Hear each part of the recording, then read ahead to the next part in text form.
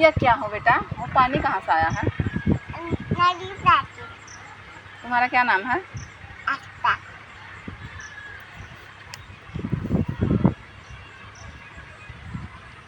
कहाँ पे आई हो?